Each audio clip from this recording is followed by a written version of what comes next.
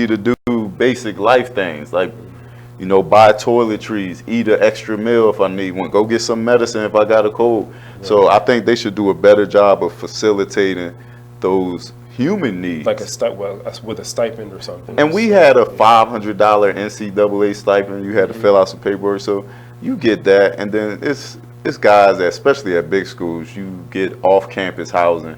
You get a huge check. You just find rent that's way cheaper than your check. Yeah. And I mean, one thing I learned about college is how to hustle. How to hustle. And I'm talking legally. Like, you find ways to make stuff work. And that's the beauty of going away for 4 years and growing up a little bit, being on your own. But as far as the fees, what a lot of people don't realize is students go to every sporting event free. So you thought. That's the fees you're paying. She gonna be at homecoming, having a great time. I'm gonna be over there trying to spoil it for her if A&T plays Morgan this year. I gotta double check if it's their homecoming. But yeah, any sporting event and stuff like that, I'm sure she has access to. So you basically already bought a ticket. If I tried to go to, say, a University of Maryland, maybe that's a bad example. They like me over there. You know, anybody else tried to go to a University of Maryland basketball game right now, they would have to buy a ticket, just like going to the movies. But if you're a student there, you know, you just got to get your ticket. It's already paid for in your tuition. Right. So Micah says, yes, they should be paid. LSU just used millions of dollars to entice new football players with the new locker room. Seen that. Yeah, I saw that too. Interesting. So let's transition real quick. The Big Baller brand, you all familiar? Yeah. And of course, everybody is, right? Yeah. LeVar Ball. So I saw an interesting conversation recently with the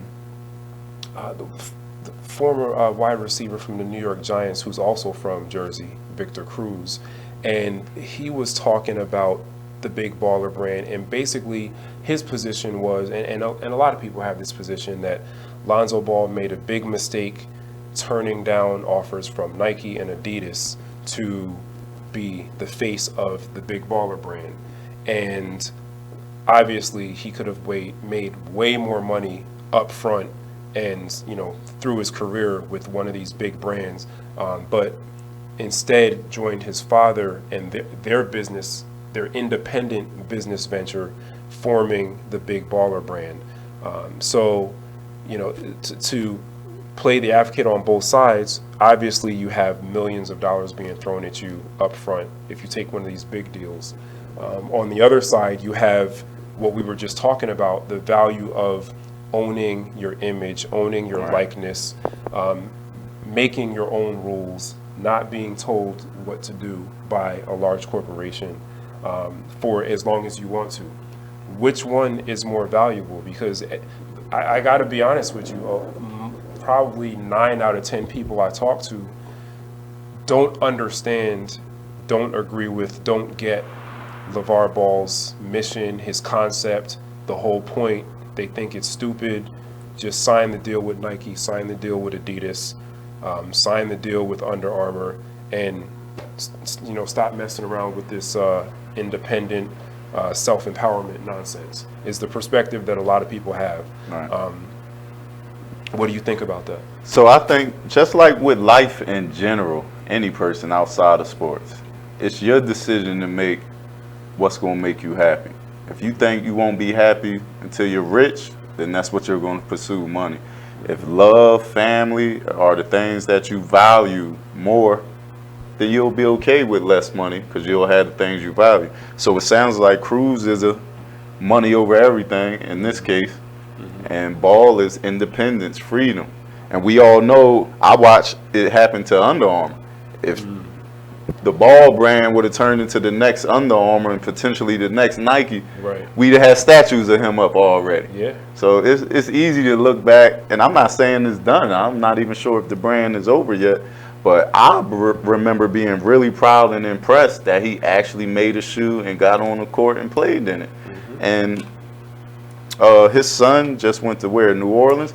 You think he's still not getting paid from Nike? Yeah. Like, he could still get a deal, and he can have the best of both worlds, really. So the interesting thing about that whole dynamic is that a lot of people think they just turned down these deals because they wanted to be independent, but what they really were asking for, and I've seen a lot of interviews where he's broken this down, is a partnership. He wanted to partner with one of these companies as opposed to basically just being paid a salary. Right. And they all rejected his offer of a partnership. And what I've tried to explain to, friends of mine that are also, sports fans, is that if they had accepted a partnership agreement, they're opening the floodgates for other athletes to then realize how powerful they are, how powerful their talent is, how powerful their image and likeness is, and then other athletes would start making similar demands. Right. Because if he can do it, why can't the next Zion Williamson or whoever else it is do it? So I understand their perspective, but I also understand that there is some room in corporate America, or there can be room in corporate America, to start cutting people in, and everyone can make money. But I know everyone doesn't see it that way. The beast wants to be fed, right? Right. And I think if they would have been more strategic, perfect the supply chain to make sure that they got the product to go out first. I think they had issues there. Yeah, but they marketing, definitely have growing pains with. They were a marketing genius. They had everyone's attention, and people would have purchased the shoes. But I think just they didn't have a supply chain right. They weren't prepared to launch a new brand. Right. So the impact of sports in your life personally, if you had to throw out a list of the pros of playing sports and how it made you a better person, a better teenager, a better young adult, and a better adult, what are some of the things, if you had to throw out a top three, what are some of the things you would throw out there? I mean, the biggest thing for me right now is purpose. Why am I here? What am I doing with my time here? And since I first started playing football, it always gave me purpose. Hey, my purpose is to make the high school team. After that, it was get a scholarship. After that, it was get to the pro. And by the time I had did all of that, I had accumulated enough experience and knowledge of the game that now, 15 years later, I can go back and continue to make a living coaching the game to people that look just like me. So it's given me a drive and a purpose all throughout my life. It's allowed me to stay healthy as well. You learn how to take care of your body, how to feed your body, how to nourish your body, and it's just constantly given as far as I'm concerned. But as with anything, you get out what you put into it. Right. And I could have easily went to Morgan State, partied for 4 years, and went back home without a degree or any knowledge of football. But I was able to, we call them transferable intangibles. Mm-hmm. That is stuff that I can take from football and apply to other areas of my life. And what are some of those things, if you had to throw out a couple? So of course, again, it's time management, organization, discipline, tenacity, all the things you want in a great man. So it's just recognizing that, oh man, I got to get up and go to work again today. Hey, wait a minute, I did this at 5 a.m. every day in college. Right. And I wasn't sitting behind a desk, I was lifting the desk, 400, 500 pounds. Yeah. So if you learn to look at things that way, no matter what adversity is thrown at me, I remember, man, I was on a 1 in 10 team. Yeah. And we turned that program around. What can I do? Right. So it's all about how you flip it. I love it. Lydell, question for you. Given that you've seen so many young boys and girls come through your programs, and you've seen a lot of them transform in terms of, you spoke earlier about coming in with no confidence and evolving into confident young kids, and how valuable that is. What do you think about people that say that our communities overvalue athletics and sports and don't place enough value on academics and things like science, technology, engineering, math, music. Yeah, I think we do to a degree place a lot of value on sports. However, I think in sports that's the best way to connect with youth, kids, adults, and it is like Jamel said, it's a way to find your purpose, to build your identity, you know, to be competitive. So there's just so many characteristics that youth and people can develop from sports. Specifically wrestling, for me, on my day and time, we didn't have accessibility to very many. I didn't find wrestling until 9th grade. In fact, all we had was, coming from Baltimore, was baseball. We didn't have, at least for myself, didn't have basketball in my community. I didn't have football. And I didn't have, at this period of time, I didn't have anybody to take me there to find it. You know what I mean? So what part of the city was this? This was West Baltimore, Emerson Village. Okay? So sports is a way for kids that may not have, you know, like for instance, a family or a team, or they find purpose and they're able to be a part of something. And in that part of something could be their that network, their support system, you know, and they sort of invest all their energies and into that sport. So, and now what we do is we bring in, you know, placing an emphasis on, you know, academic development, STEM, financial literacy, anything that's relevant to kids' development, to provide like resources and opportunities for them to get to the next level academically. So often kids, football players, basketball players, they're thinking, you know, I'm going pro. In our camp, we have numerous kids that's their goal, which is great. If you want to go pro, right? However, many times it's unlikely, right? So we try to expose them to different careers, you know, outside of sports. And if you get to the NFL or the NBA, that's great. However, that's probably not the most likely thing. Derrell, a couple years ago, a Fox News sportscaster famously told LeBron James to shut up and play ball. You all familiar with that incident? Yeah. And so there's a large part of the population that believes that athletes are not here to have a voice. They're not here to be political. That sports fans have no interest in the mixing of sports and politics, and that athletes should stay in their place basically and do what they're paid to do. Do you have an opinion on that? I mean, absolutely. We know that's a ridiculous notion, but that's the world we live in, man. People want to limit you to one thing. Even with my situation earlier, people want to call me a model because sometimes you can't conceive anything else. Right. So some people want to look at a LeBron James and think he's merely a great basketball player. But, you know, all athletes have a lot more to them than the sport that they play.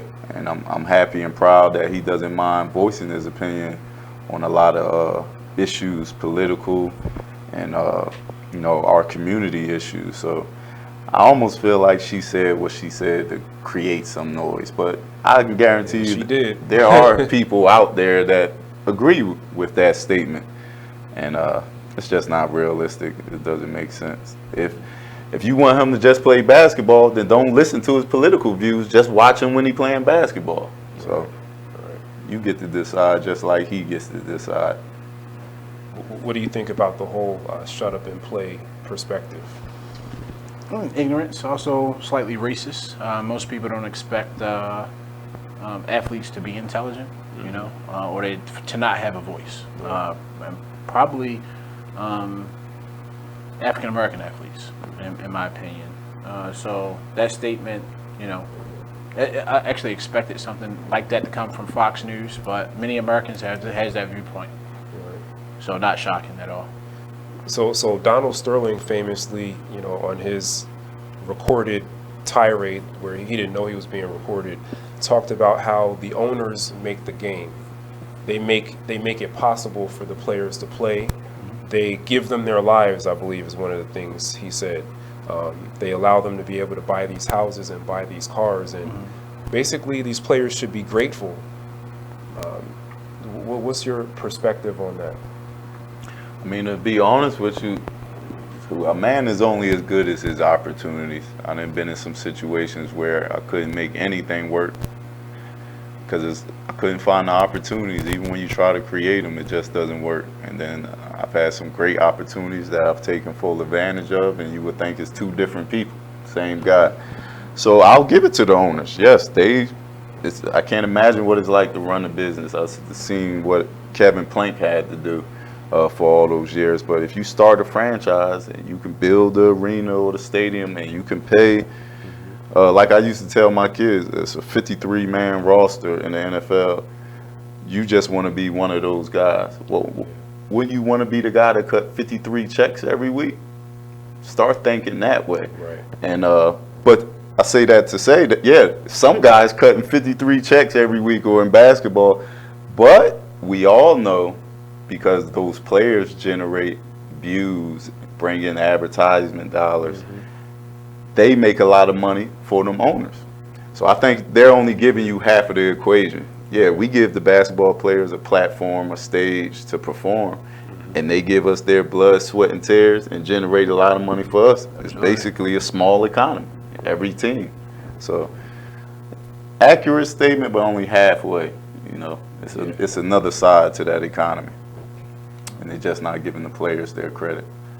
But to be honest with you, yeah, they should be appreciative, and the owners should be even more appreciative. Yeah, they wouldn't have a business without athletes. Right, so. they're giving them. We've seen boycotts before. So just imagine if every athlete in the world decided I'm not going to Well, that. not even. Remember when they brought in replacement players? Then they put in Right. replacement players. Because you always Nobody's want watching to that. find somebody that's willing to go Yeah. out there and do it. Right. That's why the owners usually think they have so much leverage. You got thousands of kids coming out of college every year who've had that dream for 18, 22 years. So they'll always be able to put people in there, but then you get into the quality of the game, the skill set, and then even as viewers, you have power. Like you said, if they stop watching, Sure thing. they'll make an adjustment. But I know what it's like to get 50 to 100 football players on the same page. Can you imagine millions of people to don't watch this or watch this or boycott this? You know, it's Colin hard. Kaepernick brought NFL to his knees. Are we still live? Yeah. Okay. So one of the final questions that I wanted to talk about was the biggest lessons that you've learned from a business perspective as it relates to sports so far in your endeavors dealing with being executive director of Beat the Streets, and with your dealings with, you know, whether it's college football or working with Under Armour, what's the biggest business lesson that you've learned? And when we come back, we're going to talk about that, and we're going to be wrapping up. This hour's gone by really quickly, but the viewers have enjoyed it, and I've enjoyed it. So stick with us, because we'll be right back for the wrap up with Now We're Talking, Mervin A. Bourne Jr. We'll be right back. Stay with us.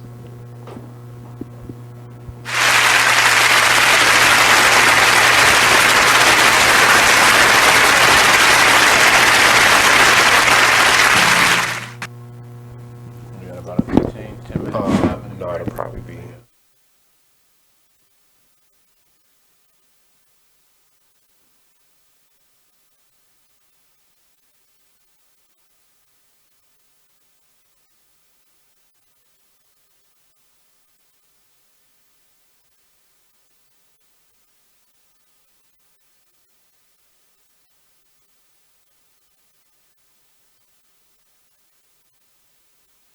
Business owners, need more customers? Offer fantasy sports contests and generate more sales. Restaurants, bars, hotels, auto dealerships, real estate offices. Whatever your business, fantasy sports contests can help you increase your sales and bring you more loyal customers. Visit Fanify.com or call 888-55-SPORT. Our software lets you customize contests fast and easy for your brand. That's right. Visit Fanify.com or call 888-55-SPORT. That's 888-55-SPORT or visit Fanify.com.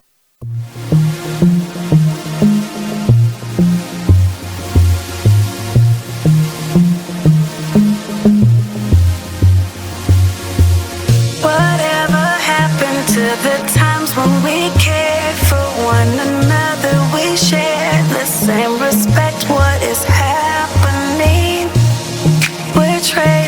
what's important for shiny things.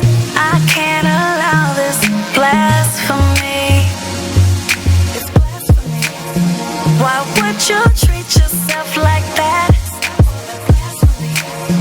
We didn't come this far just to fall right back. Where I'm from, don't lose yourself, stay on track. Baby, you're a god. You're a god. Baby, you're a god. Believe that. Full of the things that we've overcome. Full of unspoken battles we've won. You're so much better than that. Sometimes the truth ain't always catchy as rap. Stop chasing cheese or you get stuck in a trap. Go get your crown and never render it back. No, it's blasphemy. Why would you treat yourself like that? Stop all that blasphemy. We didn't come this far just to fall right back. Baby, you're a god. You're a god. You're a god. You're a god. Baby, you're a god. You're a god. Baby, you're a god. Believe that. You're way too gifted to stop and listen. It's condescending, not to mention all of our ignorance. Is their permission? You are listening to BeExposedRadio.com.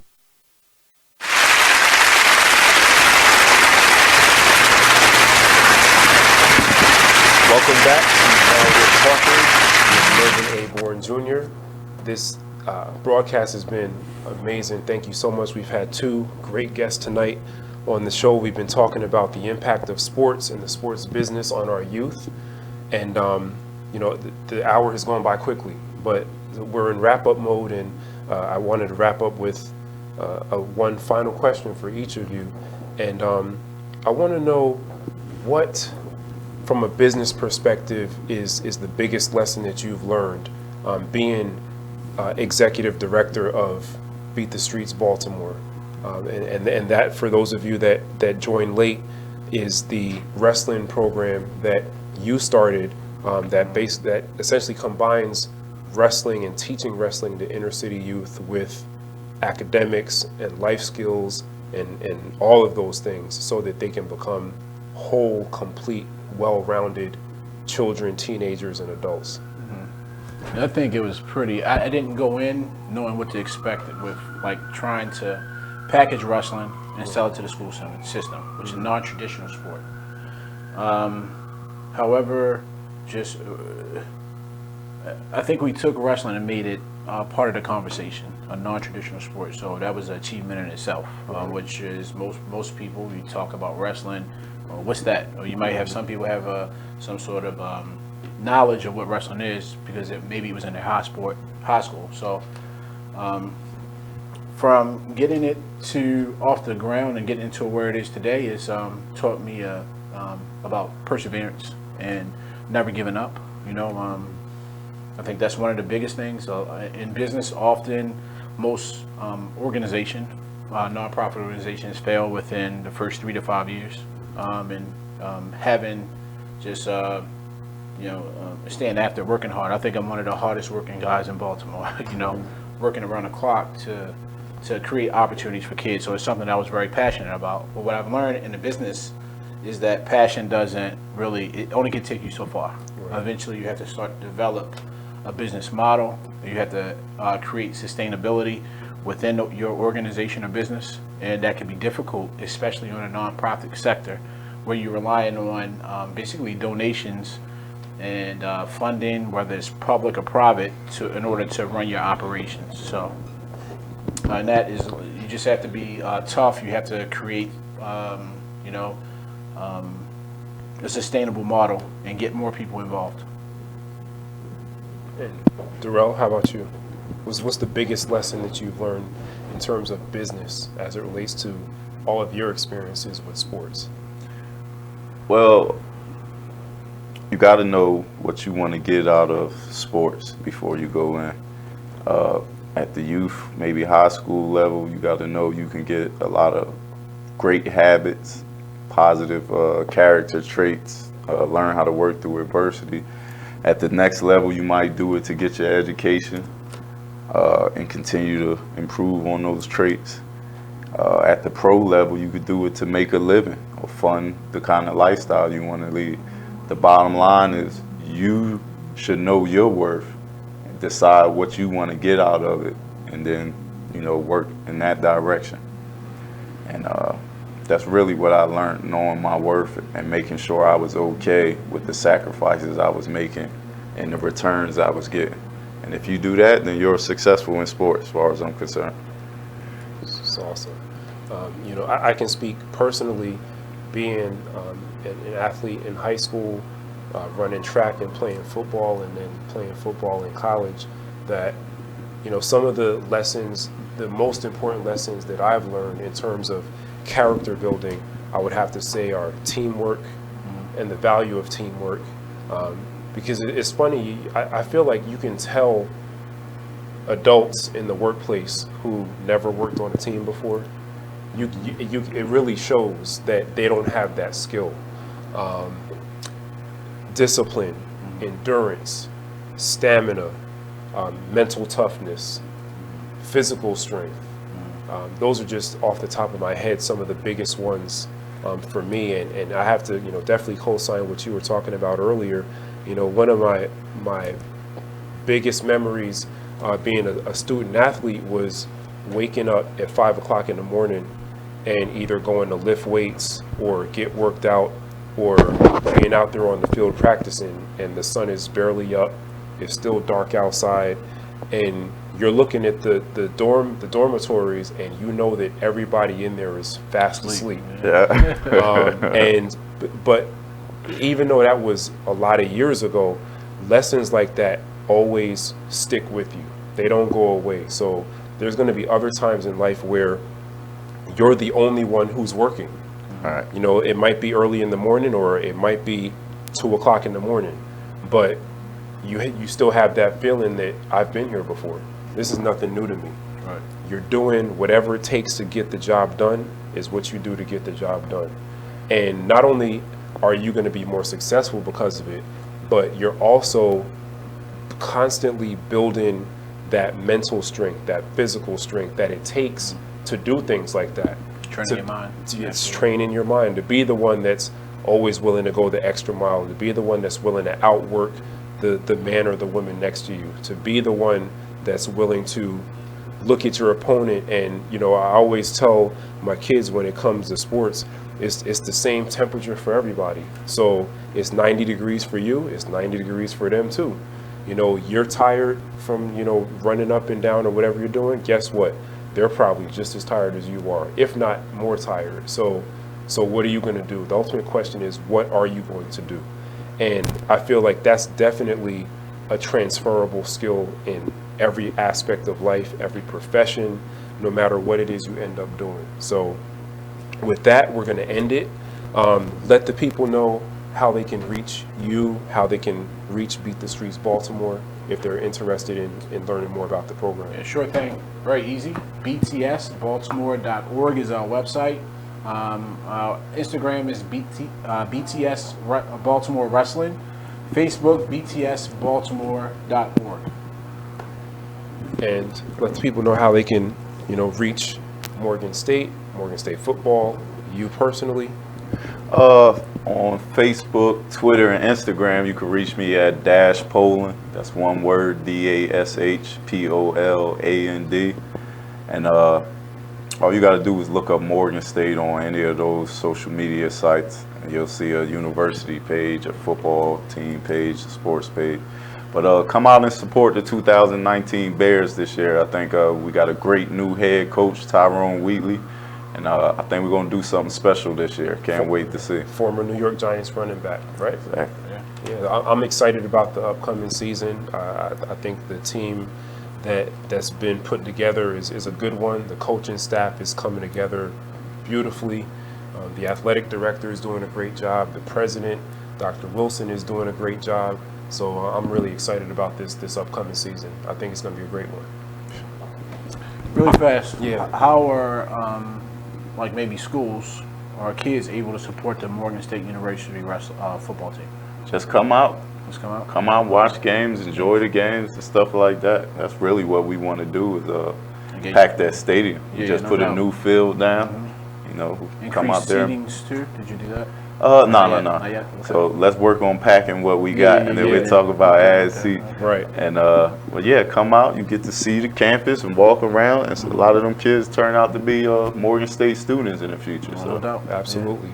So I'm Mervin A. Bourne Jr., your host. Thank you for watching another insightful, amazing episode of Now We're Talking Live. I am also the author of A Single Mother's Guide to Raising a Son. You can reach me on my website, mervinbourne.com. You can reach the show via email if you have show ideas, if you're interested in sponsorship, if you're interested in advertising.